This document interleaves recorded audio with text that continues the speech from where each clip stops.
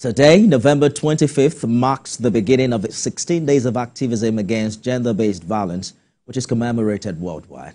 Speaker, House of Representatives Abbas Tajuddin, Nigeria's First Lady Oluremi Tinubu, and the Inspector General of Police Kayode Gbetukun joined the global community in commemorating the day with assurance to play an active role in the formation of the next National Action Plan on Violence Against Women.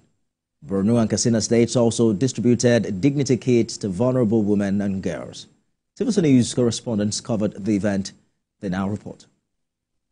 In a bold move to combat gender-based violence, Nigeria's House of Representatives has officially flagged off 16 days of activism against gender-based violence. Approximately 736 million women, representing 1 in 3, have experienced physical or sexual intimate partner violence, non-partner sexual violence, or both, at least once in their lifetime.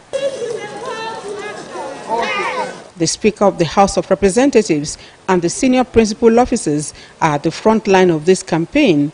The solidarity walk was from the National Assembly complex to the main entrance. National Assembly, particularly the House of Representatives, will play an active role in the next National Action Plan against women violence that will be coming up very soon. It's high time we start to take the documentation of all the violence that we have had in the past. The Office of Ministry of Youth will be coming up with an help desk whereby all the youth in this country, most especially the women and the girls, can communicate with us. This is part of a wider global effort to address gender-based violence, which is one of the world's most persistent human rights violations. The police should increase the number of gender desks in police stations across the country to provide a safe and supportive environment for survivors of gender-based violence. We're using this as a rallying call to everyone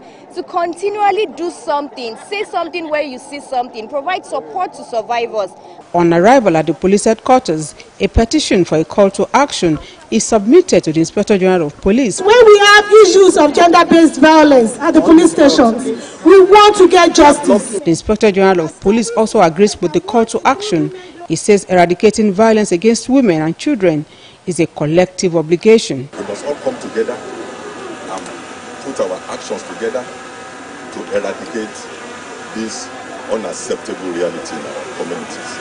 This annual call to action, which runs until December 10th, amplifies the voices of women and girls demanding a world free from violence and abuse. The assurance has come from the Inspector General of Police, and all they wait for is the extent to which the police will live to its expectations. TVC News, Abuja. The theme for this year's celebration in Borno is tracing the roots, standing against gender-based violence, which highlights the need to break the silence around rape and other gender-based violence. Wife of the Borno State Governor Falmata Zulum launched the 2024 16 Days of Activism Against Gender-Based Violence with distribution of free dignity kits to women and girls. She says the Zulum administration is disposed towards promoting women's rights and equality in all sectors. To break free from cycles of violence and inequality. The 16 days of activism are a crucial moment for us to reflect, strategize, and renew our commitment to eliminating gender-based violence. The Ministry of Women Affairs and Social Development, in collaboration with various partners and stakeholders, has made significant progress in combating GBV. In Birnin Kebbi, the Kebbi state capital, the 16 days of activism kicked off with an awareness walk led by the state's First Lady, Zainab Nasser. After the walk, the state government held a town hall meeting where it highlighted efforts put in place to address issues of GBV cases. Let us end gender-based violence together, and we will all work and solidarity to return safer cases. The consequences of gender-based violence on women's health are many.